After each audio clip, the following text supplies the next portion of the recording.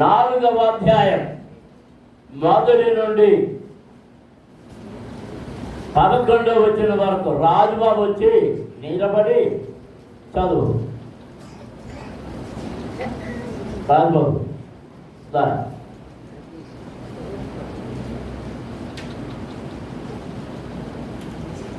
Mic తీసుకో.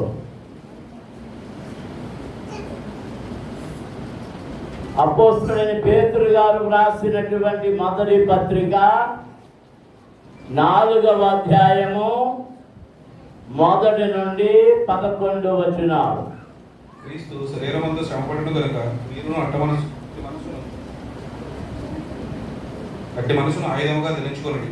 శరీర విషయంలోకి సంపడిన వాడు శరీరమందు జీవించి మిగిలిన కాలము ఇక మీదట మనుజాసలను అనుసరించి నడుచుకునక దేవుని ఇష్టానుసారముగానే నడుచుకున్నట్లు పాపముతో జోలిక నేనిక ఏవి లేక ఉండును.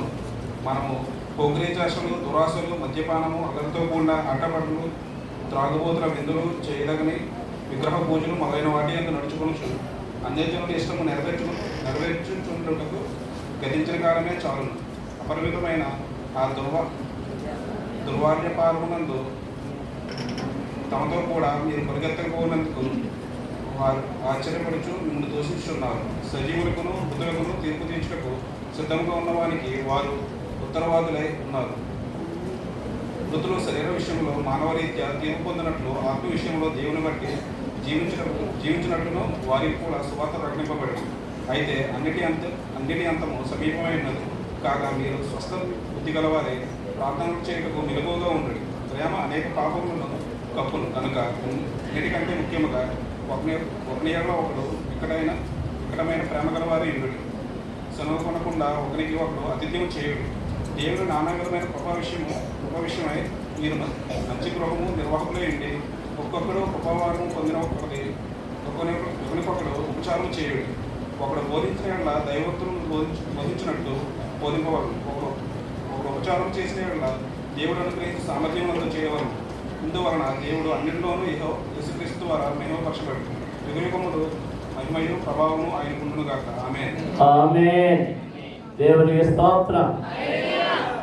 చదువుకున్న వాళ్ళకి ఈత తడబట్టు పైగా కాబోయే మాస్టర్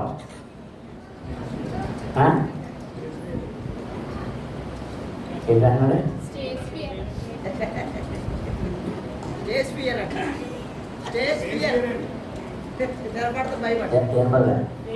స్టేజ్ ఫియరా? మరి బడిలో కూడా స్టేజ్ ఫియర్ ఏమంటారా? పిల్లలు కాబట్టి కొడలేదా? ఓహో, మనం వాక్యం చదివేటప్పుడే కొన్ని మాటలు మనకు అర్థమైపోవాలి. చక్కగా మనకి భాష నేర్పుద్ది దేవుని వాక్యం. బైబిల్ చదువుతుంటే భాష నేర్పుద్ది.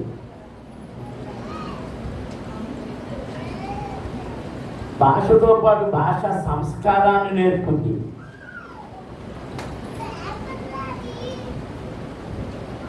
బైబిల్ చదివే క్రైస్తవుడు కానీ బయట మాట్లాడుతూ ఉన్నప్పుడు బైబిల్ భాష కానీ మాట్లాడితే వారి గురించి ఇతను ఎవరు, ఏం చదువుకున్నాడు, ఏంటి అనే ఆలోచనలు ఇతరులకు కలుగుతాయి.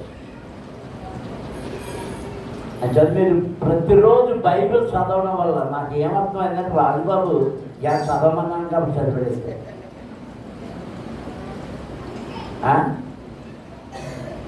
నర్సయ్య గారు మీరన్నా చదువుతారండి కదా. మనకు అసలు కుదరదు. అబ్బాయి మనం ఎత్తుకోవాలి. అబ్బా మీ అమ్మాయ మీ చెల్లిలో అంటాడు వెంటనే. బైబిల్ చదువుకోడు.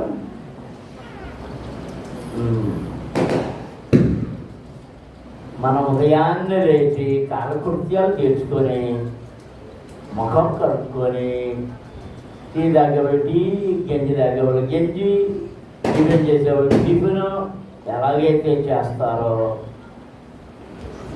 దేవుని వాక్యాన్ని చదవడం, ప్రార్థన చేయడం మన జీవితాల్లో అతి ప్రాముఖ్యంగా ఉంటేనే మనం జీవించగలం. దేవునికి స్తోత్రం. హల్లెలూయా.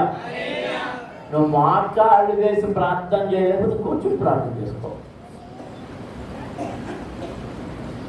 ఎక్కువ కూర్చోలేకపోతే అలాగే ఒడ్డుని ప్రార్థన చేసుకో. నువ్వు ప్రార్థన చేయడం కావాలి. ఒడ్డుకి ప్రార్థన చేసుకున్నాను కుర్రోళ్ళు కాళ్ళు మీద కాలు వేసుకుని పడుకుని ప్రార్థన చేస్తుంటారు. జాగ్రత్త, కాళ్ళు చేస్తారు దేవుడు. కీళ్ళు ఎలా పెట్టలేదు. అది ఎవరికంటే ఈ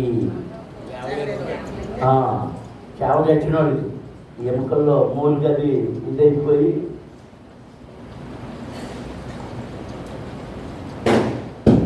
ఇదివరకు కొన్ని సంఘానికి వెళ్ళినప్పుడు ముసలోడు కూర్చోలేని నాలో ఉంటే ఆ బలవంతంగా మోకరింప చేసేవారు.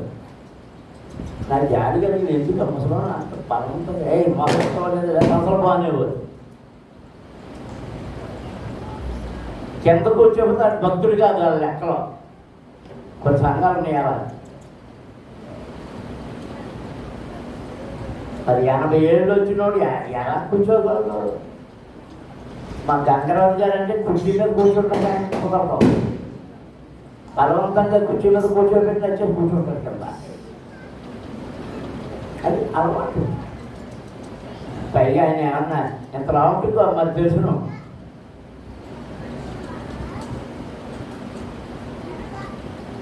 తాటాకులో కొన్నాడు కాబట్టి అది అమ్మలాగా ఎలాగైనా ఎగురుతాడు. మరి శక్తి లేని వాళ్ళు ఏం చేయగలరు? ఏం చేయగలరు? అంచేత నీకున్న అనుకూలతను బట్టి నువ్వేం చేయాలి? ఏం చేయాలి? దేని గురించి చెప్తున్నాను? ఏం చేయాలి? ప్రార్థన చేయాలి, వాక్యాన్ని చదవాలి. చూడండి,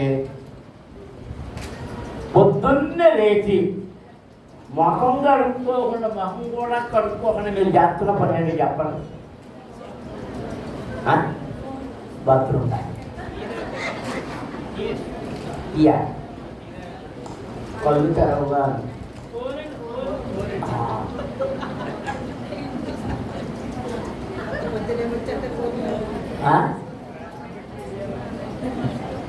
కళ్ళు తెరవగానే చాపి ఇదినట్టు ఈ 2 చేతులతో పోను ఎలా అమ్మకములు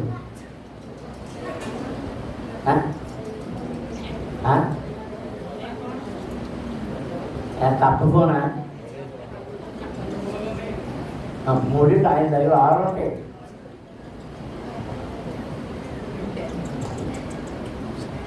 ఫోన్లు వెతుక్కున్నావు కానీ దేవుణ్ణి వెతుకుతున్నావా? నువ్వు రోజుకి ఎంతసేపు ఫోన్ చూస్తున్నావు? నువ్వు ఎంతసేపు ఫోన్ చూస్తున్నావో ఎవరు చెప్తారో తెలుసా? నీ ఫోనే చెప్పుద్ది. దాని మీద వస్తుంది స్క్రీన్ టైం అని. అది తెలుసా? కొంతమందికి తెలుసు, కొంతమంది చేస్తారు కానీ అనుకుంటున్నారు. నువ్వు ఎంతసేపు చూసావో ఫోను కొల్లే నీ సొంత ఫోను పేరుకు లేదంటే మీ అమ్మ ఫోన్.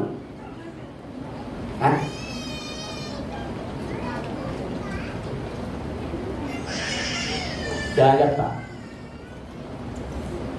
నీ సమయాన్ని దేవునితో గడుపు, ఎక్కువ సమయాన్ని. వాక్యానికి చోటి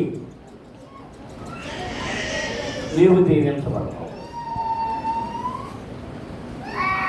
ఇప్పుడు ప్రసంగాలు ఎలా ఉన్నాయంటే, నువ్వు డబ్బులు ఇచ్చాయి 1000 రెట్లు ఆశీర్వదించబడిపోతావు. మీరు డబ్బులు ఇవ్వండి ఆశీర్వదించబడతారని బాధ చేయను. నేను మాత్రం చేసే బాధ ఏంటంటే, దేవునికి విధేయుడు అయ్యుండు, వాక్యాన్ని విను, ప్రార్థన చేయి, ఆయన ఆజ్ఞానుసారంగా జీవించు, పరిశుద్ధుడిగా ఉండు, పరిశుద్ధురాలుగా ఉండు, అప్పుడే నువ్వు జీవించబడతావు అని చెప్తాడు. అది దేవుని వాక్యం. దేవునికి స్తోత్రం. హల్లెలూయా, హల్లెలూయా. పేతురు గారు ఎవరికి రాశారండి ఉత్తరం? మొదటి వచనంలో ఉంది చూడండి. యేసుక్రీస్తు అపోస్తలుడైన పేతురు తండ్రి అయిన దేవుని భవిష్యత్తు జ్ఞానమును బట్టి ఆత్మ వలని పరిశుద్ధత పొందిన వారై విధేయులొకటుకును యేసుక్రీస్తు రక్తము వలన ప్రోక్షించబడుటకును ఏర్పరచబడిన వారికి అనగా పొంతు, గలతీయ, కప్పదొకియ, ఆసియా, బితునియ అను దేశములందు చెదరిన వారిలో చేరిన యాత్రికులకు శుభమని చెప్పి వ్రాయున్నది. నీకు కృపయు సమాధానమును విస్తరించుగాక. దేవునికి స్తోత్రం. హల్లెలూయా. వారిలో యేసుక్రీస్తును రక్షకునిగా అంగీకరించి ఆయన రక్తము నన్ను విమోచించింది, నన్ను విడిపించింది, పాపముల నుండి విముక్తి చేసింది అని నమ్మిన అన్య జనాంగములో నుండి రక్షించబడిన మనకును ఈ ఉత్తరము చెందుతూ ఉన్నది. దేవునికి స్తోత్రం. హల్లెలూయా. ఈయన పై 3 అధ్యాయాలు ఇప్పుడు ప్రస్తావన చేయడం లేదు, కానీ 4వ అధ్యాయంలోని కొన్ని వచనాలను మాత్రము నేను ప్రస్తావన చేయడానికి సిద్ధపడుతూ ఇష్టపడుతూ ఉన్నాను. టూకీగా కొన్ని మాటలు మన ముఖ్యమైన భాగం 7వ వచనం 11వ వచనం వరకు, ఈ 6 వచనాల్లో ఉన్న మాటలు కొన్ని టూకీగా మీకు తెలియజేస్తున్నాను. క్రీస్తు శరీరమందు శ్రమ పడిన కనుక మీరును అట్టి మనసును ఆయుధముగా ధరించుకునుడి. ఎవరు శరీరమందు శ్రమ పడింది? శరీరంలో శ్రమ పడిన వాడు ఎవరు? యేసుక్రీస్తు. కనుక మీరును అట్టి మనసును ఆయుధముగా ధరించుకునుడి. శ్రమ పడడానికి మీరు సిద్ధంగా ఉండాలి. శరీర విషయంలో శ్రమ పడిన వాడు శరీరమందు మీకు జీవించే మిగిలిన కాలము ఇక మీదట మనుజ ఆశలను అనుసరించి నడుచుకొనక దేవుని ఇష్టానుసారముగానే నడుచుకున్నట్లు పాపము జోలికి ఇక ఏమీ లేకయుండును. పాపం జోలికి పోడు. పాపం జోలికి పోడు. దేవుని ఇష్టాన్ని నెరవేర్చడం కొరకే తాపత్రయపడుతుంటారు. మనము పోకిరీ చేస్తారు, దురాశలు, మద్యపానము, అల్లరితో కూడిన ఆటపాటలు, త్రాగుబోతుల విందులు, చేయదగని విగ్రహ పూజలు మొదలైన వాటి యందు నడుచుకొనుచు అన్యజనుల ఇష్టము నెరవేర్చుచుట గతించిన కాలమే చాలును. ఇవన్నీ గతించిన కాలంలో చేసేసాం. ఏమేం చేసామట? పోకిరించేష్టం చేసాం, దురాశలు చేసాం, కలిగి ఉన్నాం. మద్యపానం, తాగుడు, అల్లరితో కూడిన ఆటపాటలు, త్రాగుబోతుల విందులు, చేయదగని విగ్రహ పూజలు మొదలైన వాటి యందు నడుచుకొనుచు అన్యజనుల ఇష్టము నెరవేర్చుచుటకు గతకాలమే. కానీ రక్షించబడిన అనేక మంది ఇంకా ఎలాంటివి చేయడానికి ఆత్రపడుతున్నారు.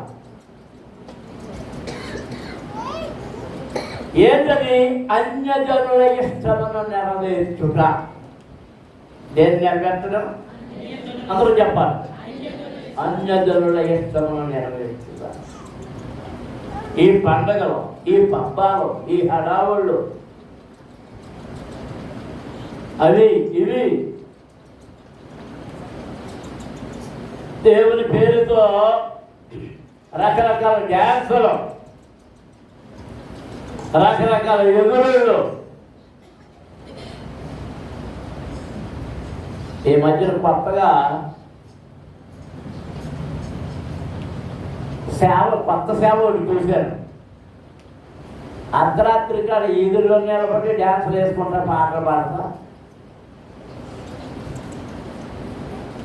వాక్యం చెప్పడం. అర్ధరాత్ర ఈదులో డ్యాన్స్ చేస్తా వాక్యం చెప్తుంటే ఎవరంటారు?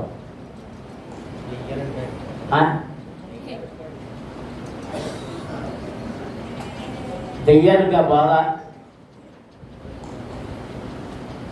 జారిపోయే లారీ డ్రైవర్లుగా బోధ. వాళ్ళు ఆగుతారా? నీ మాట ఏమైనా వినపడతా? నీ పాట ఏమైనా వినపడతా?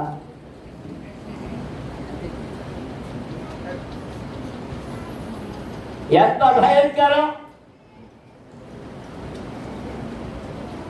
దేవుని నామమును అవమానపరచుట. ఇది మందిరంలో మోకరించి ప్రార్థన చేయడానికి టైం లేదు, భక్తి లేదు, అనుకూలత లేదు, విశ్వాసత లేదు.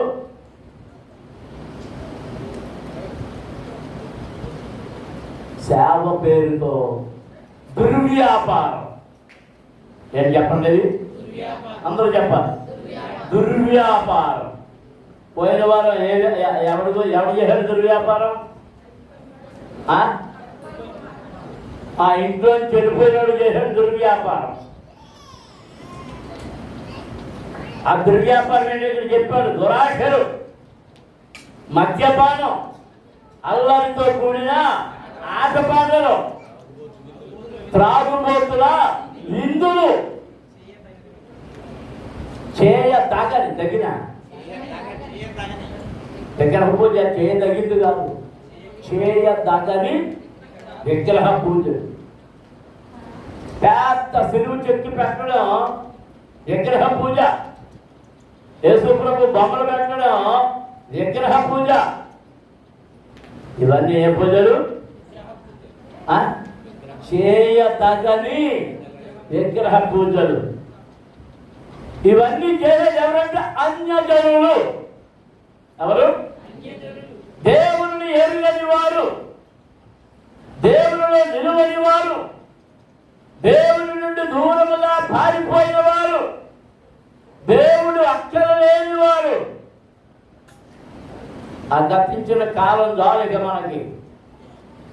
ఆ 4వ వచనం అంటాడు, అపరిమితమైన ఆ దుర్వ్యాపారమునందు తమతో కూడా నీరు పరిగెత్తకపోయినందుకు వారు ఆశ్చర్యపడుతూ మిమ్మును దూషించుతున్నారు. అందరూ దేవునికి స్తోత్రం చేస్తున్నారు. హల్లెలూయా, హల్లెలూయా. ఈ గుడ్ ఫ్రైడేలు, ఈ ఈస్టర్లో చేయకూడదని ఈ పండుగలు వచ్చిన పనులు పెడుతుంటారు. మొన్నడు ఒక గ్రూప్లో పెట్టాడు, ఎవడో పెట్టింది, పెద్ద ఆయన పెట్టాడు, దాని గురించి వివరిస్తే బాగుంటుంది అని.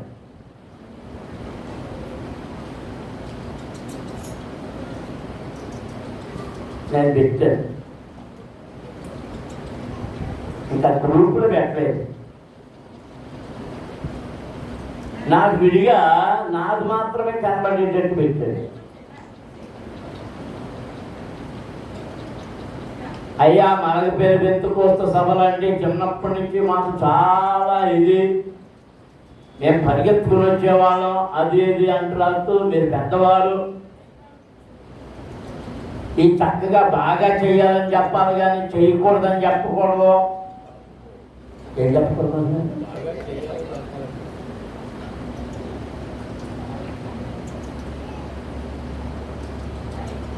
ఏ సభలని ఎరుగును? పెంచుకొస్తామని తెలుసు, వచ్చాడు పెంచుకొస్తానని తెలుసు. అప్పుడు మళ్ళీ అతను గౌరవించాడు, నేను పెంచుకొస్తాను, నువ్వు చెప్తే ఆగను, వద్దని చెప్పడానికి. దుర్బోధలు ఖండించకపోతే దేవుడు నన్ను శిక్షిస్తాడు.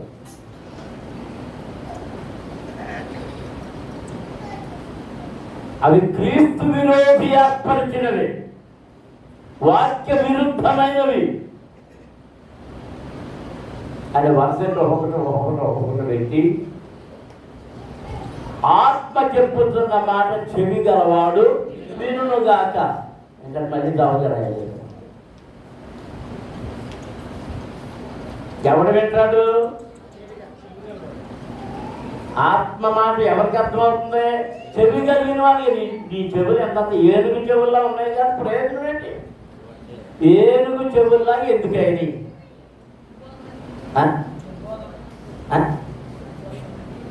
ఎందుకైనమ్మా?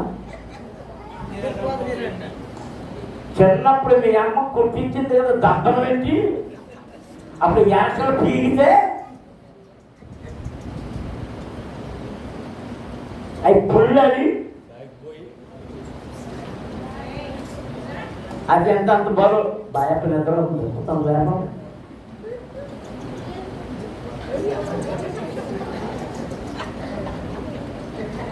అయ్యా ఎదురించే వరకు వెలుగు కల్పించాలి. మళ్ళీ లేదన్నారు.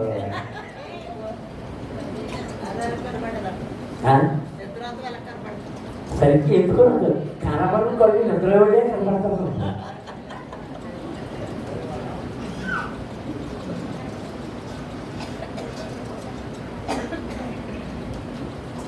క్రీస్తు విరోధి వాక్యములో ఉన్నాడు. మనము క్రీస్తుతో కూడా నడవకుండా ఉండడం కొరకు వాడు మనలను చాలా ప్రయత్నం చేస్తున్నాడు. అప్పుడు అంటాడు, వీడు అపరిమితమైన దుర్వ్యాపారములో మనము పాలు పొందకపోవడం చూసి మీరు పరిగెత్తకపోయినందుకు, మీరు సమాధుల దగ్గరికి వెళ్ళకపోయినందుకు, మీరు మాట్లాడి వారు చేయనందుకు అవి ఏం తెచ్చుకోవాలి? మాట్లాడుకోవాలంటే ఈత అవన్నీ తెచ్చుకోవాలి కదా. అవి చేసామా? చేయలేదు. అంటే ఏం సంఘం ఇది? రుచి పచ్చిలే సంఘం ఏదన్నమాట. రుచి పచ్చిలే సంఘం. అవును, రుచి పచ్చిలేదే మాది పరలోకం నుండి దిగి వచ్చిన మన్న. దేవునికి స్తోత్రం. హల్లెలూయా. నీకు రుచి కావాలి, కారం కావాలి, ఉప్పు కావాలి, అది కావాలి, ఇది కావాలి. అందుకే బీపీలు ఎక్కువైపోయింది, అందుకే షుగర్లు ఎక్కువైపోయింది. మన్నాను తిన్నంతసేపు వారికి ఏ రోగమో రాలేదు. సరిగ్గా జాగ్రత్తగా వాక్యాన్ని చదవండి. ఇశ్రాయేలీయుల ప్రయాణములు వారి మన్నాన్ని తిన్నంత కాలం వారికి ఏ జబ్బులు రాలే, ఏ రోగము రానివ్వలే. ఎందుకంటే ఆ ఆహారము అలాంటిది, పరలోకపు ఆహారం. దేవునికి స్తోత్రం. మనం ఈ పండుగలు చేయనందుకు లోకానికి వింతగా కనబడతాం. మనం వింతగా కనబడాలని దేవుడు కోరుకుంటున్నాడు. ఎప్పుడైతే వింతగా కనబడతామో వాళ్ళు ప్రశ్నిస్తారు, ఎందుకు చేయడం లేదని చెబుతాం. ఆయన లేచిపోయాడయ్యా, ఆయన సమాజంలో లేడు, అక్కడికి వెళ్ళాల్సిన పని నాకు లేదు, ఆయన సజీవుడు, ఆయన ఎక్కడుంటే నేను అక్షరం ఎదుర్కొండా పోతాను. కానీ ఆ చచ్చిన దగ్గరికి వెళ్ళి అపవిత్రుని కాను.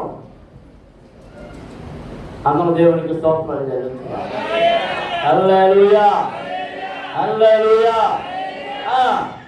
మృతులు శరీర విషయములు మానవ రీత్యా తీర్పు పొందినట్లును, ఆత్మ విషయములు దేవుని బట్టి జీవించినట్లును వారికి కూడా సువార్త ప్రకటింపబడెను. అయితే అన్నిటి అంతము సమీపమై ఉన్నది. ఏమైందట? అందరూ చెప్పాలి. ఎంతమంది వింటున్నారు? ఎంతమంది పరాగ్గా ఉన్నారు? చేతులు ఎత్తి మీరు అన్నట్టుగా అన్నప్పుడు నేను సమాధానం చెప్పినప్పుడే మీరు విన్న అది అర్థం అవుతుంది. చెప్పండి. ఇప్పుడు అన్నిటి అంతము సమీపమై ఉన్నది. అన్నిటి అంతం అంటే ఈ భూమి గతించిపోతే, ఆకాశము గతించిపోతే, అన్ని మహావ్యాండ్రముతో లైవ్ అయిపోతాయి. మహావ్యాండ్రముతో లైవ్ అయిపోతాయి. ఈ చంద్రుడి నక్షత్రాలు మనకి కనబడవు, అసలు మనమే ఉండం. దేవునికి స్తోత్రం. హల్లెలూయా. ఇరాన్తో ఇశ్రాయేలు యుద్ధం జరుగుతుంది కదా.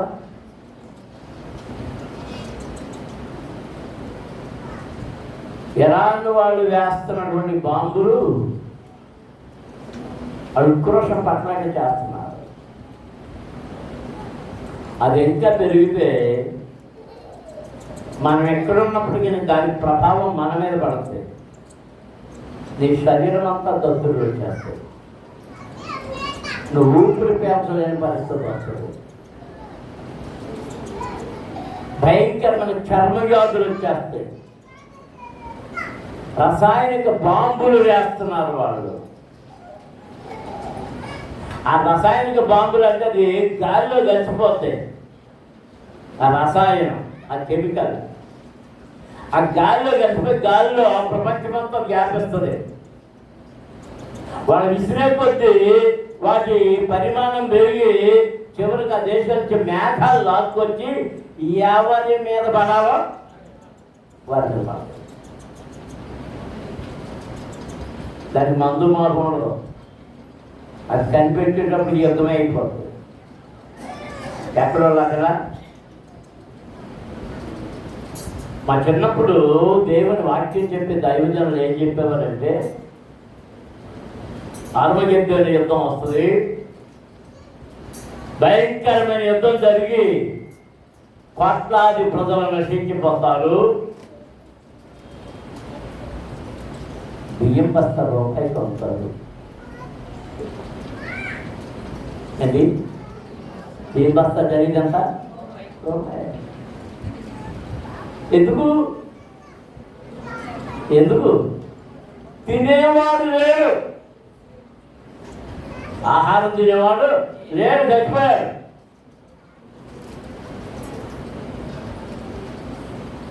యుద్ధం జరగక ముందు, యుద్ధం జరిగే సమయంలో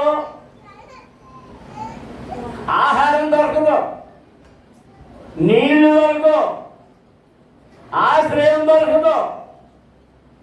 మనం దేవుని వాక్యం చదువుతుంటే ఇరవై ఎక్కడ ఉన్నాం, ఎక్కడ ఉన్నాం, ఇక్కడ అందరితో హోషి ఎక్కడ ఉన్నాం కానీ వారు కొండలలోనికి మెట్టలలోనికి పారిపోతురు యుద్ధం వచ్చినప్పుడు అనే మాటలోని. మొన్న టీవీ న్యూస్ చూస్తున్నప్పుడు ఆ వాక్యం నాకు గుర్తొచ్చింది. ఇశ్రాయేల్ దేశంలోని ప్రజలు ఈ బాంబులు పడుతుంటే షెల్టర్లోకి వెళ్ళేవాళ్ళు షెల్టర్లోకి వెళ్ళి దాక్కుంటుంటే కొందరు కొండల్లోకి పారిపోతున్నారు. దాక్కుంటారు, కొండల్లో దాక్కుంటారు. వాక్యపు నెరవేర్పు, వాక్యపు నెరవేర్పు. అందరూ దేవునికి స్తోత్రాలు చెల్లిస్తున్నాం. హల్లెలూయా, హల్లెలూయా. సమీపమైన అంతము సమీపమైంది కనుక కాగా మీరు స్వస్థ బుద్ధి గలవారై. జాగ్రత్తగా వినండి, మీరు వరుసగా రాసుకోవడం కూడా మంచిది. మీరు ఏం కలిగి ఉండాలి? స్వస్థ బుద్ధి అంటే మంచి బుద్ధి, స్వస్థత కలిగిన బుద్ధి అంటే రోగం లేని బుద్ధి. రోగం లేని బుద్ధి అంటే ఏ రోగం? బుద్ధికి రోగం ఉంది. ఏం రోగం చెప్పండి? అసూయ, కుళ్ళు బొత్తనం, కోపం, ద్వేషం, ఇవన్నీ ఎక్కడ ఉంటాయి? హృదయంలో. వాటన్నింటి స్వస్థత పొంది బాగుపడి ఆ జబ్బు తీసేసుకుని మంచి బుద్ధి గలవారై ప్రార్థన చేస్తూ మెలకువగా ఉండు. అందరూ దేవునికి స్తోత్రాలు చెల్లిస్తారు. హల్లెలూయా, హల్లెలూయా. ఏం కలిగి ఉండాలి? ప్రార్థన చేస్తూ మెలకువగా ఉండు. అంటే మొట్టమొదటిగా మనం చేయవలసిన విధి ఏంటి అంటే ప్రార్థన చెయ్యడం. అందరూ రాసుకోండి. మనము చెయ్యవలసినవి దేవుని వాక్యము మనకు ఆజ్ఞాపిస్తూ ఉన్నది, మనకు హెచ్చరిక చేస్తూ ఉన్నది, మనకు నియమించిన నియమావళి, విధి, విద్యుత్ ధర్మం ప్రార్థన. ఏం చేయాలి? ఎలాంటి ప్రార్థన? మెలకువగా ఉండి ప్రార్థన చేయాలి. యేసయ్య కూడా ఏం చెప్పారంటే, మీరు శోధనలో ప్రవేశించకూడనట్లు మెలకువగా ప్రార్థన చేయండి. అందరూ స్తోత్రాలు చేస్తున్నాం. హల్లెలూయా, హల్లెలూయా. మనము శోధనలో ప్రవేశించకుండా ఉండాలంటే ప్రార్థన చేయాలి. శోధన నిన్ను అంటకుండా ఉండాలని ప్రార్థన చేయాలి. వేదనని దైవాలకు రాకుండా ఉండాలంటే నువ్వేం చేయాలి? శోధనలో ప్రవాహము వలె పెరిగి మనల్ని కృంగజేయును. శోధనలో ప్రవాహము వలె పెరిగి మనల్ని కృంగజేయును.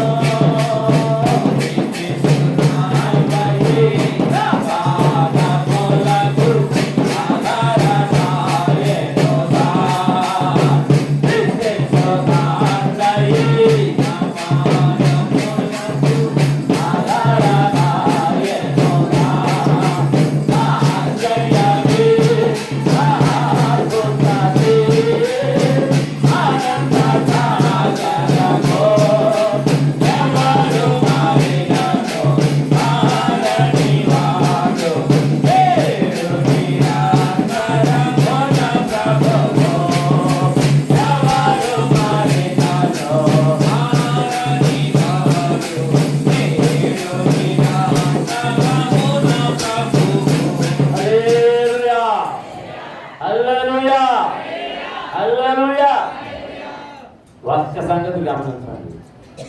ఒక్క శోధన కానీ రావడం మొదలు పెడితే ఎలా వచ్చేస్తాయట? ప్రవాహంలాగా వచ్చేస్తాయి. ఒకదాని వెనక ఒకటి, ఒకదాని వెనక ఒకటి, ఒకదాని వెనక ఒకటి. అప్పుడు అంటుంటాం, ఈ శోధనలన్నీ నాకెందుకు వస్తున్నాయి, నాకెందుకు వస్తున్నా? నువ్వు అక్కడికి పడతావు. మరి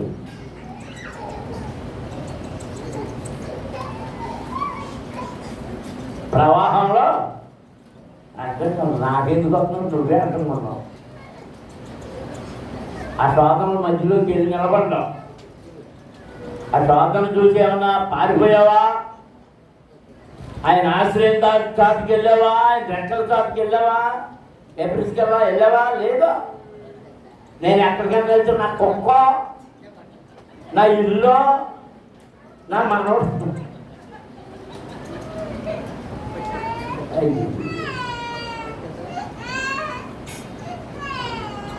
రేపొద్దున మనవరాలు ఏంటి ప్రసూతి టైం వస్తే మళ్ళీ ముందు మనవరాలు కూడా లాలి అన్నారు.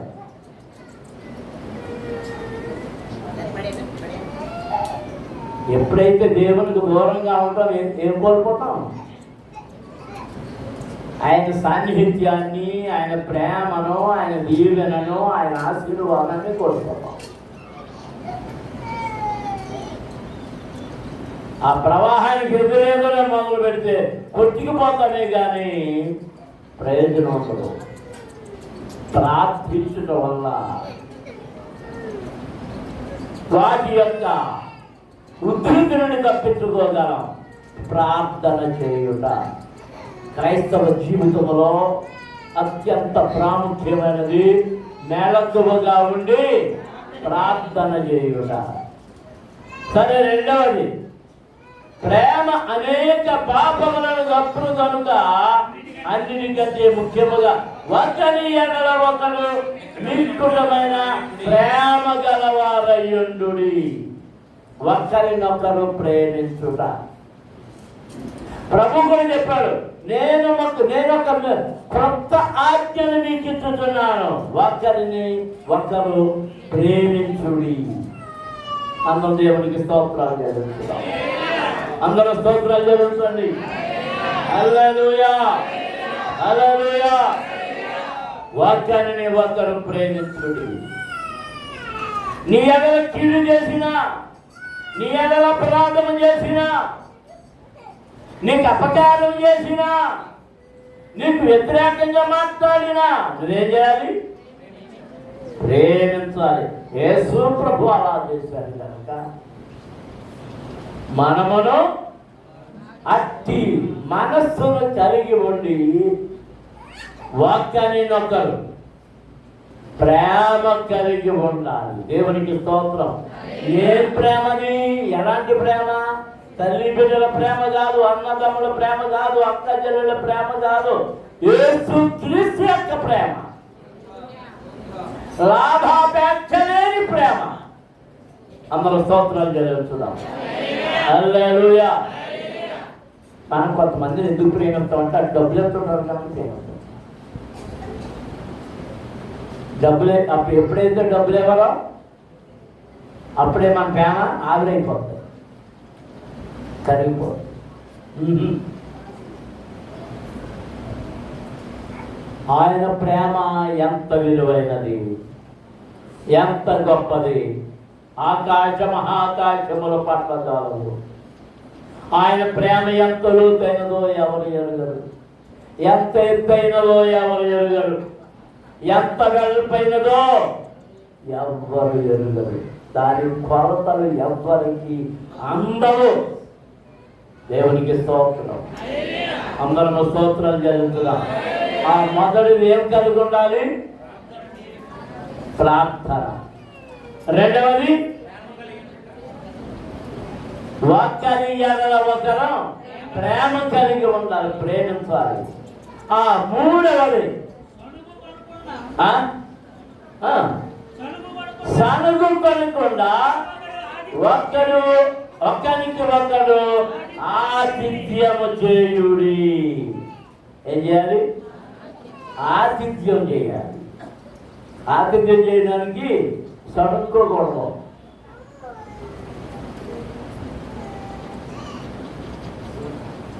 నా చిన్నప్పుడు మా అమ్మ వేరు, తర్వాత ఇక్కడికి వచ్చేసాక హాస్టల్ అయిన వేరు పట్టుకొచ్చేసిన తర్వాత మా అమ్మ వేరు. అది నాకే తెలుసు. వేరు అంటే రాత్రి 11 దాటిన తర్వాత కూడా ఎవరైనా వస్తే వాళ్ళకి అన్నం పెట్టనేవారు నాన్నగారు. వెంటనే గబగబా పొయ్యి వెలిగించి వంట వండి భోజనం పెట్టేది. 1 గంట అయిపోయింది భోజనం. బస్సులు లేవు, రైళ్ళు లేవు, నడిచి వచ్చేవారు.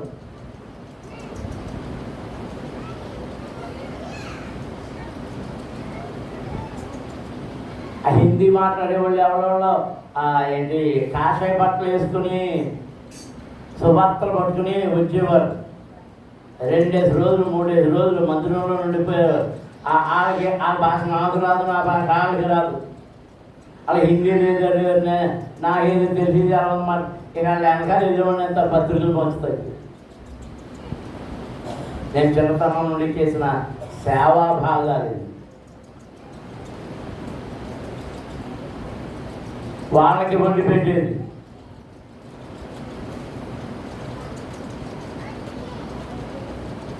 ఆ తర్వాత పని వాళ్ళు అందరూ వచ్చిన తర్వాత అన్ని బాగా చేరిన తర్వాత ఎవరైనా ఎవరైనా అనిపించారు కూడి ఎవరంటారో అనేది.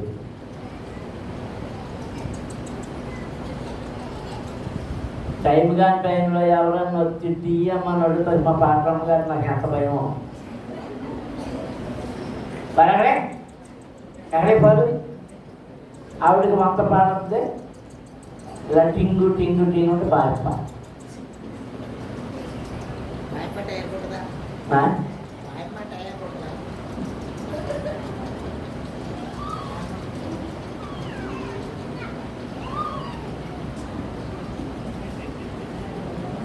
తీయమ్మన్నాం అనుకోండి, పాలు లేవనుకోండి, మీరు మెల్లగా చేయవలసింది ఏంటంటే బ్లాక్ కాఫీ, బ్లాక్ టీ పెట్టేసి చక్కగా శుభ్రంగా చేసి అందులో నిమ్మకాయ పిండేసి తీయేసి. మరి పాలు అందుబాటులో ఉంటే నిమ్మ టీ ఇస్తున్నాను, బ్లాక్ టీ నిమ్మ టీ ఇస్తున్నానని చెప్తే ఇంకేమి ఆ టైంలో వచ్చినప్పుడు ఎవరో మాట్లాడుకుని నెమ్మది తాగారు. వద్దు అనకూడదు. ఎవరు అనకూడదు, లేదు అనకూడదు. అది నేర్చుకోండి. ఉన్నదానినే లేనిలో నుండి ఇవ్వడమే నీకు ఆశీర్వాదం. నమ్మిన వారు దేవునికి స్తోత్రం జరుగుతుంది. హల్లెలూయా. ఆతిథ్యము చేయ మరొకడి. పరిశుద్ధ గ్రంథంలో అలా ఆతిథ్యం చేసిన వారు ఎంతమంది ఉన్నారో మీరు చెప్పగలిగిన పేర్లు చెప్పండి. అబ్రహాం చేశాడు, దీవెన పొందాడు, శూన్యమీరాలు చేసింది, ఏం పొందుతుంది? సంతానం పొందుతుంది. సారెపతి విధవరాలు కరువు కాలం అంతా దాటిపోయింది.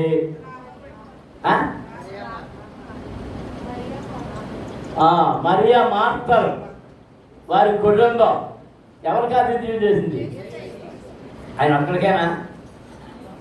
ఆయనతో మరి ఒకడొస్తున్నాడు, ఆయన ఏమన్నా మొత్తం ముఠాన్ని వేసుకుని వస్తాడు.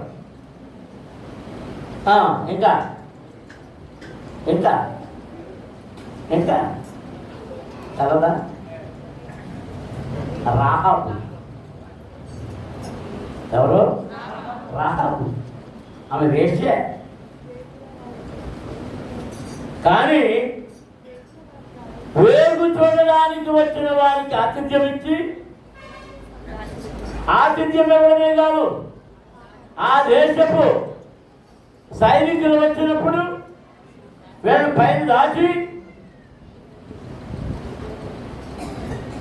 గంపలో నుంచి గోడ వేసి దింపేసి నేను చాటుగా వెళ్ళిపోండి పైన గంపలు 3 రోజులు ఎంతో వచ్చింది.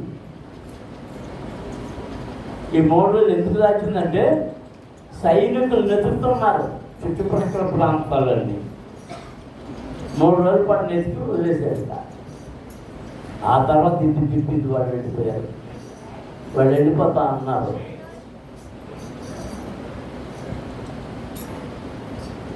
నేను వచ్చినప్పుడు నీ కుటుంబాన్ని కాపాడతాను కనుక నీ ఇంటికి దిగేలకు ఏం కట్టమన్నారు? ఎర్రని తొగలు దారం కట్టు. దేవునికి స్తోత్రం. ఆ ఇంటిలో నీవును నీ కుటుంబం నీ తల్లిదండ్రులు అందరూ చేరండి. ఏడుకోపడ్డాను వచ్చారు, పట్టబడింది. అప్పుడు ఆజ్ఞాపించాడు, ఏ కిటికీకి తొగని దారము కట్టబడి ఉన్నదో ఆ ఇంటి దర్దాపులకు ఇశ్రాయేలు సైన్యములు ఎవరు వెళ్ళడానికి వీల్లేదు. ఆ ఇంటిలో వారికి ఎవరికి హాని చేయడానికి వీల్లేదు. రక్షించబడ్డారు వారు. ఆమె తల్లిదండ్రులు ఆ కుటుంబం అన్నదమ్ములు అంటారు. దేవునికి స్తోత్రం. హల్లెలూయా. ఆమెకి దక్కిన ధన్యత ఏంటో మీరు చెప్పండి. ఇంతకుముందు ఆన్సర్ పెట్టండి. చెప్పండి.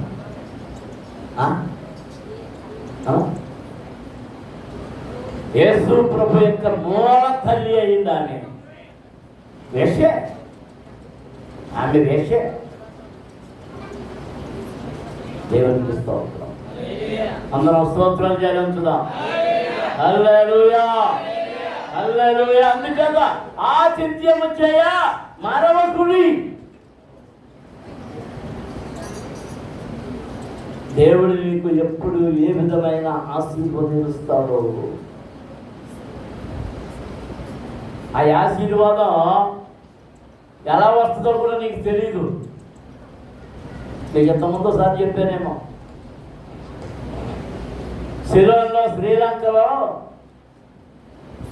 ఒక రైతు నీళ్ళు ఒప్పుకుంటున్నాడంట. చాలా పేదలు.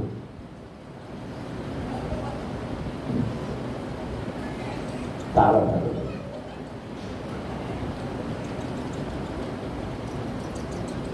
ఆ తవ్వుతున్న ఆ నూతులో పెద్ద బండరాడు వచ్చింది. దాన్ని కష్టపడి పగల కొట్టలేకపోతున్నాడు. కష్టపడి పైకి తీసి పైకి పట్టుకొచ్చాడు. అది 500 కేజీలు 275 కేజీలు ఉంటుంది.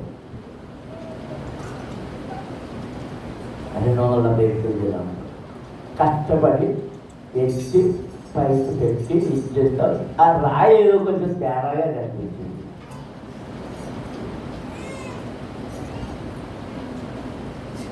అధికారులు వచ్చి పరిశీలించడం ప్రారంభించారు.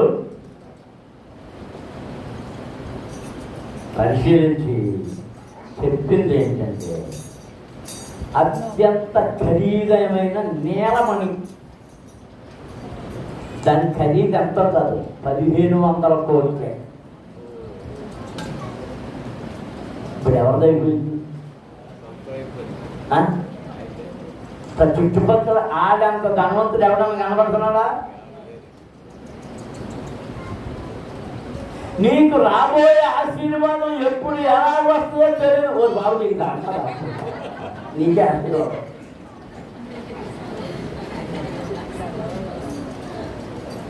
అది ఇంకో మనోడు అది అనర్పలేదు. మేస్తున్నాను ఏంటి అది?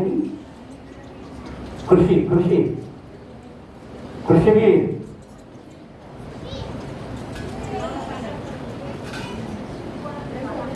దేవునికి స్తోత్రం. హల్లెలూయా. దేవుని ఆశీర్వాదం రాళ్ళ రూపంలోనే వస్తుందో, రప్పల రూపంలోనే వస్తుందో, ఏ రూపంలో వస్తుందో అది నీకు తెలియదు. నీ కంటికి కానబడదు, నీ చెవికి వినబడదు, నీ హృదయానికి గోచరం కాదు. కానీ ఆ దీవెని నీ ముందుకొచ్చేస్తుంది.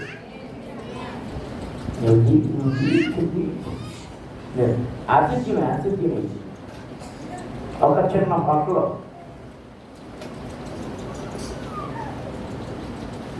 సామాన్యమైన హోటల్లో ఒకరోజు ఆ హోటల్కి ఒక అధికారి వచ్చి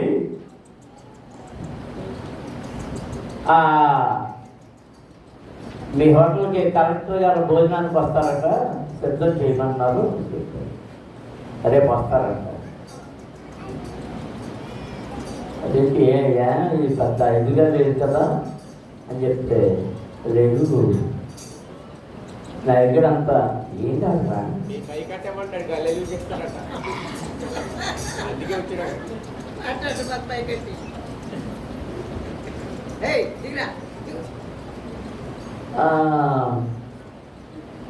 చెప్పారు. సరిలో వస్తారేంటి అనుకున్నారట. మరుసటి రోజు పొద్దున్నే మళ్ళీ ఇంకొక అధికారి వచ్చాడు. ఈసారి తాజుదారి ఆర్ఐ ఎవరు వచ్చాడంట. వచ్చి తాజుదారు అంటే అంత ముందు ఆర్ఐ వచ్చినట్టు, తర్వాత తాజుదారు వచ్చాడు. ఏం చెప్పాడంటే, మా కలెక్టరేట్లో ఉన్నటువంటి స్టాఫ్ అంతలకి భోజనం సిద్ధం చేయాలంటే మీరు అంటే, మరి చిన్న హోటల్ అంటే ఎంతమంది అంటే ఒక 60-70 మందికి భోజనం సిద్ధం చేయాలంటే మరి బేరం తగిలింది కదా, మంచి సిద్ధం చేశారు. చూస్తున్నారు. ఆ సమయానికి కార్లు, జీపులు, మోటార్ సైకిల్ మీద ఆఫీసు వాళ్ళు అందరూ వచ్చారు, సిద్ధం చేశారు. ఆ కలెక్టర్ గారు కూడా లేడీ కలెక్టర్.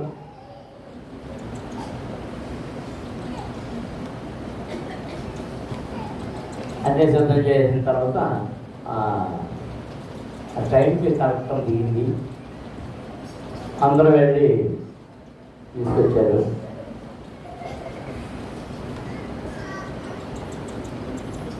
ఆమె లోపలికి వచ్చినప్పుడు మనకి అర్థం ఈ అధికారి కదా, ఇక్కడ భయం కదా. ఈ హోటల్ యజమాని కూడా అక్కడే ఉన్నాడు. హోటల్ యజమాని ఉండాలని కబురు వచ్చింది. దాన్ని పెట్టుకుని నిలబడ్డాడు. కరెక్టం వచ్చి ఆయన చేతులు పట్టుకుని, బాబాయ్ గారు బాగున్నారా అని అర్థం కాదు.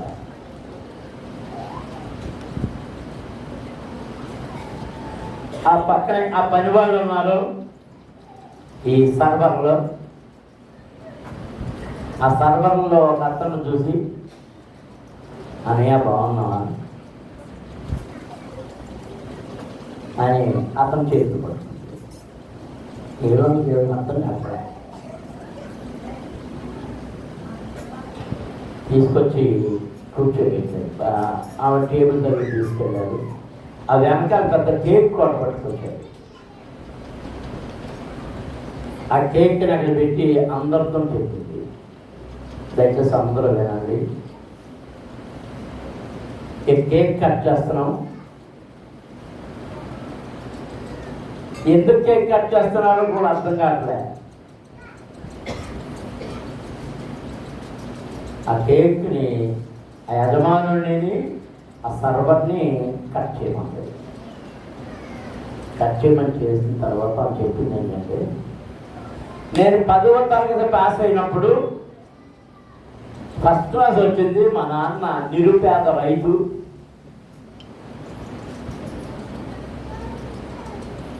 నాకు ఒక మాట ఇచ్చాడు, నాకు ఏదైనా మంచి హోటల్లో ఏదైనా తినిపించిన అన్నాను. బాగా ఫస్ట్ క్లాస్లోకి వస్తే పాస్ అయితే తినిపిస్తానులే అన్నాడు. నన్ను తీసుకొచ్చాడు. ఇక్కడ హోటల్కి వచ్చిన తర్వాత నాన్న దగ్గర నాకు మాత్రమే ఇవ్వడానికి డబ్బులు ఉన్నాయి, దోశ తినడానికి. అందుకని ఈ అన్నయ్యని అడిగాడు, ఎంత దోశ అంటే చెప్పాడు. అయితే ఒక్కటే అంటే అతను అడిగాడంట, పాప ఒక్కదానికి చెప్తున్నాను, నువ్వు తినవా అంటే, అప్పుడు ఆ తండ్రి ఇతంతో చెప్పాడు, నా దగ్గర ఒక్క దోశకే ఉన్నాయి, పాపకి మాట ఇచ్చాను అంటే అది పాపకి చెడ్డ చాలంటే. ఇతను వెళ్ళి యజమాని ఏం చెప్పాడంటే, అయ్యా ఒక్క దోశకి ఆర్పించాడు కానీ 2 దోశలు ఇవ్వండి, 2వ దోశ డబ్బులు నా జీతం నుంచి కట్ చేసుకుంటారు కానీ అని ఆ సర్వరు యజమాని చెప్తే, అలా ఎందుకు చేస్తున్నాను అడిగితే విషయం చెప్పాడు. ఫస్ట్ క్లాస్లో పాస్ అయిందాక ఆ తండ్రి డబ్బులు లాగా ఇచ్చేస్తున్నాడు అన్నప్పుడు, అయితే నువ్వు ఒక్కడ వెయ్యడం ఎందుకు, అలా కాదని చెప్పి ఒక కేక్ తెప్పించి 10 నిమిషాలు ఆగిన అప్పుడే వాళ్ళకి ఇవ్వకని చెప్పి ఈ దోశలు కేక్ తెప్పించి అందరిని పిలిచి, ఆ రోజున అక్కడ ఉన్న అందరిని పిలిచి, ఈ పాప ఫస్ట్ క్లాస్లో పాస్ అయింది. ఈ సందర్భంలో ఇక్కడ హక్కుగా తిన్న వాళ్ళందరికీ ఫ్రీగా ఇచ్చేస్తున్నాను కానీ మీరు బిల్లులు కట్టక్కర్లేదు అని అందరికీ ఫ్రీగా ఇచ్చాడు యజమాని. 12 సంవత్సరాలు అయిపోయిన తర్వాత, 15 సంవత్సరాలు అయిపోయిన తర్వాత కరెక్ట్గా వచ్చి ఇక్కడికి వచ్చే మాట చెప్పింది. ఇంతలో వాళ్ళ నాన్న వచ్చాడు, ఆ ముసలాయన. అప్పుడు ఒక ప్రకటన చేసి, ఆ రోజున ఎలాగేం చేశారో ఇప్పుడు హోటల్లో ఉన్న వాళ్ళందరి బిల్లు నేనే కడతాను.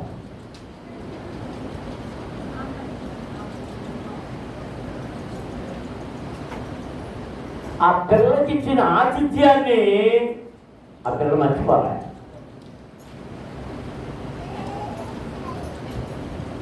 ఆ తర్వాత ఆఫీసు వాళ్ళకి చెప్పింది, మీరు ఏ కార్యక్రమం అయినా సరే ఇక్కడే ఆర్డర్ ఇవ్వండి. నువ్వు చేసిన కార్యం నువ్వు మర్చిపోవచ్చు, కానీ నువ్వు విత్తనం వేసావు చూసావా, ఆ విత్తనం ఆ మొక్క ఎదుగుతా ఉందని కనపడకపోవచ్చు, కాయలు లేను అనుకుంటావు, కానీ ఒక్కసారిగా అది కాసేస్తుంది. మన గేటు ముందున్న ఆ మామిడి చెట్టు చూడండి, తినేసి పారేసిన చెక్కది. నేను తెచ్చేసిన మొక్కలే ఇది అయినా, పైగా మధ్యలో గాలికి లేచిపోయింది. దాన్ని బలవంతంగా తాళ్ళు ఎట్టి సుబ్బారావు తాడుతో లాగించి కట్టించాను. ఎందుకంటే లేచిపోయింది అంటే కట్టండి అయ్యా అని ఆ నిసుక్కుని కట్టించారు. ముందు 1 సంవత్సరం 5 కాయలు 6 కాయలు కాసింది.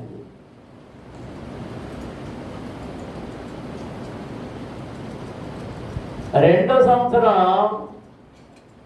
10 కాయలు కాసింది. మూడో సంవత్సరం 150 కాయలు కాసింది. తర్వాత సంవత్సరం మళ్ళీ తక్కువ కాసింది. ఇప్పుడు ఎన్ని కాయలు లెక్కెట్టుకోవాలి.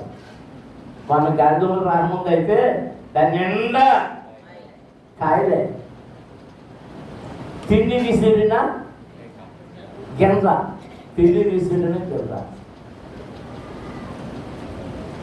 ఆతిథ్యం అనే గింజ విసురు ప్రసంగం వ్రాయబడి ఉంది. నీ ఆహారమును నీళ్ల మీద వేయము. 3 దినములు అయిన తర్వాత అది నీకు, కొద్ది దినములు అయిన తర్వాత అది నీకు కనపడుతుంది. నువ్వు దేవునికి ఇచ్చిన ఆశీర్వాదాలు వస్తాయి. నువ్వు పేదలను ప్రేమించి పెట్టిన ఆశీర్వాదాలు వస్తాయి. ఎలాగూ దీవెనలు పొందుతావాలో నువ్వు విసిరిన దాన్ని బట్టే. కొంతమంది కాకి ఎంగిల్ చేయకుండా ఆ ఎంగిల్ కింద కూడా నేనేం తింటాను. ఆతిథ్యం చేయ మరవద్దు. దేవుని నానా విధమైన కృప విషయమై మంచి గృహ నిర్వాహకులయ్యుండి ఒక్కొక్కరు కృపావరము పొందిన కొలది ఒకరికొకరు ఉపచారము చేయుడి. ఒకరు బోధించిన ఎడలా దైవోక్తులను బోధించినట్టు బోధింపవలెను. నీ బోధ ఎలా ఉండాలంటే దేవుని మాట అయి ఉండాలి. అంకేప్ప సేవకురాలు బాధ్యత్నం అసలు పేరుకే సేవకురాలు మీరు బాధ్యత్నాలు నాకు ఏం కనపడుతుందా? మీరు బాధ ఎవరు చేస్తున్నారు? గుళ్ళో వాళ్ళు చేస్తున్నారేమో. మీ బాధ ఎలా ఉండాలి? బోధించేవాడు ఎవడైనా సరే, స్త్రీ అయినా పురుషుడైనా, అది ఏ వాక్యమై ఉండాలి? దేవోక్తి, దేవుని వాక్యము. దేవోక్తి అంటే దేవుని నాటు నుండి వచ్చిన వాక్కు. అందరం దేవునికి స్తోత్రాలు చేయవచ్చు. హల్లెలూయా, హల్లెలూయా, హల్లెలూయా, హల్లెలూయా. మొదటిది ప్రార్థనలు. మెలకువగా ఉండి ప్రార్థన చేయుట. రెండవది ప్రేమ కలిగి ఉండుట. మూడవది ఆతిథ్యము చేయుట. నాలుగవది దేవుని వాక్యము ఉన్నది ఉన్నట్టు బోధించుట. దేవోక్తి అంటే ఉన్నది ఉన్నట్టు బోధించుట. మరి ఎక్కువ టైం అయిపోతుంది, ముగించేస్తానంట. 4. ఐదవది ఒక్కడు ఉపచారము చేసిన దేవుడు అనుగ్రహించు సామర్థ్యము కొలది చేయవలెను. ఉపచారము అంటే పరిచర్య. యెరూషలేము నుండి యెరికోకి దిగిపోతున్నాడు. అప్పుడు అదేమయ్యాడు? దొంగల చేత కొట్టబడ్డాడు. ఆ దారిలో వాళ్ళు అందరూ ఏం చేశారు? వెళ్ళిపోయారు. కానీ సమరయుడు మాత్రం చూసి ఏం చేశాడు? ఉపచారము చేశాడు. ఏం చేశాడు అంటే సహాయం అంటే ఏంటి? పరిచర్య. పరిచర్య అంటే ఏంటి? పడిపోయిన వానికి అది ఎలా ఉన్నాడు చూశాడు. ముఖాన్ని కడిగాడు, గాయాలు కడిగాడు, ద్రాక్షారసం కొంచెం పట్టించాడు. అది పలుకుతున్నాడో లేదో చూశాడు. వానికి తగిన దెబ్బలన్నీ చూశాడు. అక్కడ ఎక్కడెక్కడ ఏమి రాయాలో ద్రాక్షారసం పోసాడు గాయాల మీద, సెప్టిక్ అవ్వకుండా. ఆ ముఖాన్ని చక్కగా కడిగాడు, బట్టలన్నీ దులిపాడు, లేవనెత్తాడు, తన గాడి మీద ఎక్కించుకున్నాడు, తీసుకెళ్ళాడు. కోటకొడవని ఇంటికి తీసుకెళ్ళాడు. అక్కడ అప్పచెప్పి, ఇల్లు గట్రా అడ్రస్ తెలవదు కాబట్టి అక్కడ అప్పచెప్పి, నేను దూరదేశానికి వెళ్తున్నాను, ఇదిగో ఇతనికి ఉపచారం చేయండి, సహాయం చేయండి, ఇతను ఖర్చుల కోసం ఇదిగో 2 ధ్యానాలు ఇస్తున్నాను, నేను మళ్ళీ తిరిగి వస్తాను. ఒకవేళ అంతకంటే ఎక్కువైతే దాన్ని మరలా నేను ఇస్తాను. మీరు జాగ్రత్తగా చూడండి. జాగ్రత్తలు చెప్పి వారికి అప్పచెప్పాడు. ఉపచారము అంటే ఉపచారం, పరిచర్య.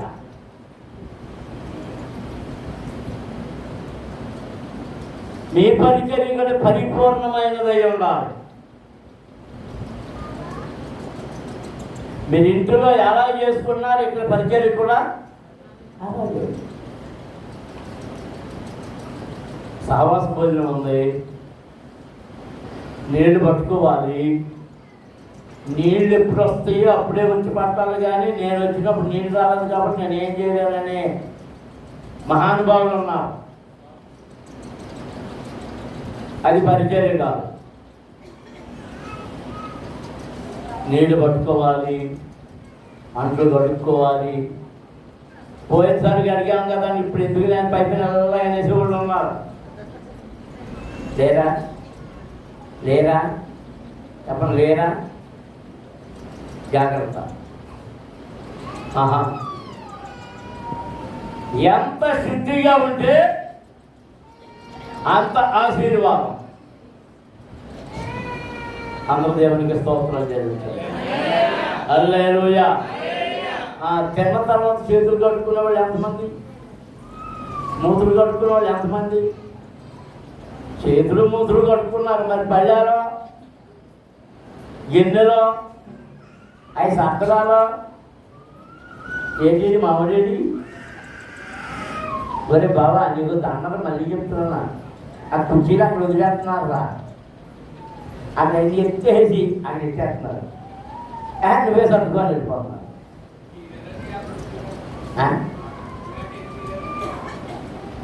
ఇవాళ చేస్తారు, ముందే తీసేసారు మీకు రాసిందే.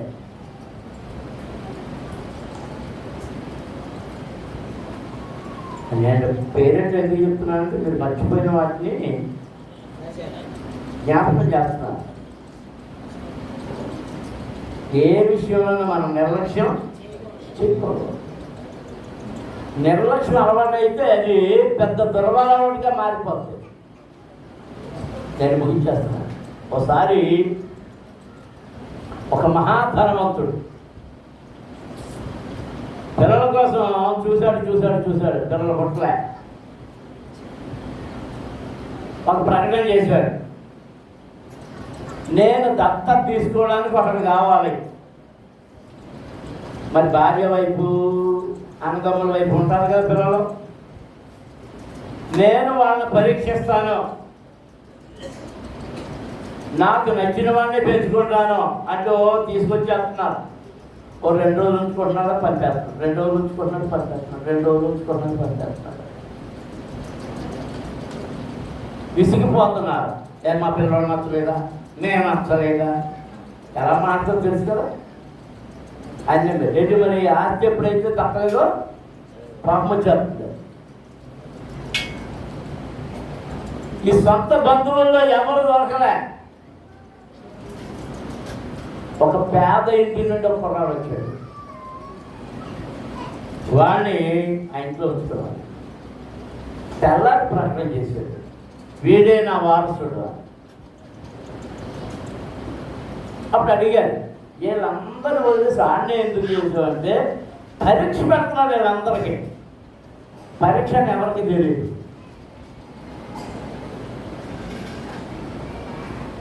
అర్ధరాత్రులు లేపుతున్నాడు. మరి బయటికి పాస్కి వెళ్ళొద్దామని అడగరా అని తీసుకెళ్తున్నాడు. వచ్చేస్తున్నారు, తలారు పంపేస్తున్నాడు. మరి ఈయన ఎందుకు ఏం చేశాడంటే, లేచాడు, బయటికి వెళ్ళారు, కొంచెం అక్కడికి వెళ్తున్నారు. ఇది ఆగి 1 నిమిషం అని వెనక్కి వెళ్ళి తీసిన తలుపు దగ్గరికి వేసి గడెట్టి అప్పుడు వచ్చాడు. యారా అని అడిగాడు. దొంగళ్ళు వెళ్ళొచ్చు, లేకపోతే కుక్కలు వెళ్ళొచ్చు, నక్కలు వెళ్ళొచ్చు, పిల్లలు వెళ్ళొచ్చు, ఏదో వెళ్తే ఇల్లు పాడైపోద్ది కదా అన్నాడు. ఆ చిన్న వయసులో వాడికి ఏం తెలిసింది? ఇంటి యొక్క భద్రత, తలుపు వేయాలి అనే జ్ఞానం. తలుపు వేయాలి అనే జ్ఞానం ఉందంటే వీడు నా ఆస్తిని కాపాడగలడు, వాటిని అనవసరంగా ఖర్చు పెట్టడు అని వారిని వారసులుగా ప్రకటించాడు. ప్రతి వాని క్రియ పరిశీలన చేయబడుతుంది. మనము చేసే పనులను బట్టి మనకు జీతము దొరుకుతుంది. అందరూ మోకరించండి. ప్రతి వాని జీతము పట్టుకొని ప్రభు యేసు త్వరగా